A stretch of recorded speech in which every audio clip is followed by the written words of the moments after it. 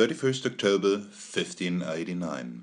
The serial killer Peter Stumpp, or Stübbe, known as the Werewolf of Bedburg, was executed near Cologne after confessing several murders, cannibalism, incest, having a pact with the devil, and being a lycanthrope.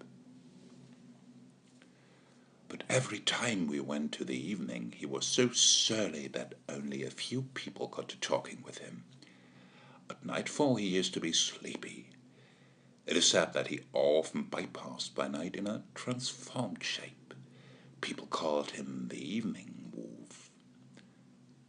Ida's Saga, around 1240. Pliny the Elder had a lot of common sense. It is wonderful to what extent Christian credulity can proceed, he wrote in his Natural History, summarizing a paragraph about northern shape-changing practices handed down by Greek historians and, off lately, processed into romance by his somewhat shady contemporaries of the poetic persuasion, such as Ovid and Petronius. Shady, at least, to an upright, rational, and no-nonsense naturalist like Pliny. And in defense of Greek historians, not even Herodotus would lend them belief. He writes about the Scythians' neighbors, the Neuri, living along the banks of the river Dnieper, that it seems that these people are conjurers, for both the Scythians and the Greeks who dwell in Scythia say that every Neurian once a year becomes a wolf for a few days, at the end of which time he is restored to his proper shape. Not that I believe this, but they constantly affirm it to be true, and are ready to back their assertion with an oath. Whether or not Pliny or Herodotus gave credence to such stories, the tales of men and sometimes women changing into wolves are usually far older than imperial Roman classical Greece. The earliest written report occurs in the Epic of Gilgamesh, when the goddess Ishtar transforms a goat herder into a wolf after she tires of him, and the motive of divine disfavor is prevalent in the ancient Mediterranean world in regards to people stalking the night in wolf form. Lycaon, king of Arcadia, immortalized by Ovid, is certainly the most prominent case. Quite like Tantalus, he roasted one of his sons and offered the gruesome dish to Zeus to test his omniscience. The deity saw through the hybrid scheme and punished the rustic royal from Arcadia by turning him into a wolf.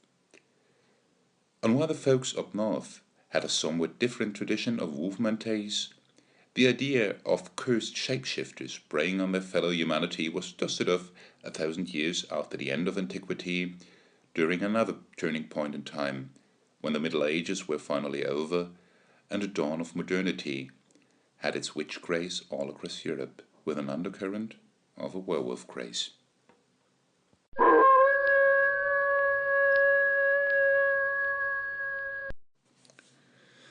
The most common conception of a werewolf in the early modern West was that of a sorcerer who had a deal with the devil that allowed him to turn into a wolf. The fear of witches was blended with the old tales of shapeshifters, and most of the now popular nomenclature about werewolves was compiled during the witch trials of the age.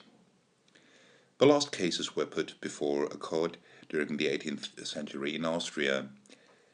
The one of the Werewolf of Bedburg was arguably the most prominent of the 250 court cases heard between 1420 and 1720, and the accusations against Peter Stübbe, serial murder, rape, cannibalism and incest, were indeed harsh and would have been sensational in any age, if they were only partially true. Born in mid-16th century in a village near Cologne, Peter Stübbe was a well-to-do Rhenish farmer from one of the areas that had converted to Protestantism in an arch-Catholic region.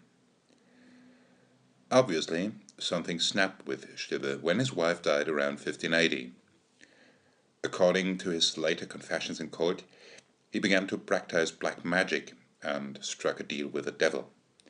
The feat gave him a girdle that allowed him to change into the likeness of a greedy, devouring wolf, strong and mighty, with eyes great and large, which in the night sparkled like fire, a mouth great and white, with most sharp and cruel teeth, a huge body and mighty paws. In this guise, he allegedly killed and ate 14 children. Old Lycan probably not quite in agreement with Stübbe's archetypical behavior, since his own son was allegedly among them. He had an intimate relationship with a succubus, along with a female relative and his own daughter and whatnot. A sensationally gruesome story, a bit marred by the fact, though, that it was confessed under torture.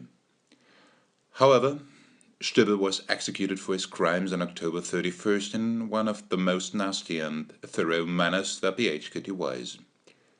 Broken on the wheel, his flesh torn with red-hot pincers, he was finally beheaded and his remains burned along with those of his daughter and his cousin, while his head was put on top of a pole where they hung the wheel as well, carved a wolf on it, let it stand as a warning example for those who considered dealing with the devil, changing their shape, or becoming a prodigy.